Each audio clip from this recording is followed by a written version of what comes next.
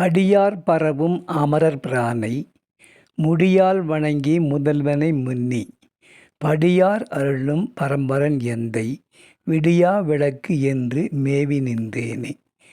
மெய்யடியார்கள் போற்றி பணியும் வானவர் தலைவன் சிவபெருமானை தலை தாழ்த்தி வணங்கி மூல முதல்வன் அவனே என்பதை உணர்ந்தறிந்தேன்.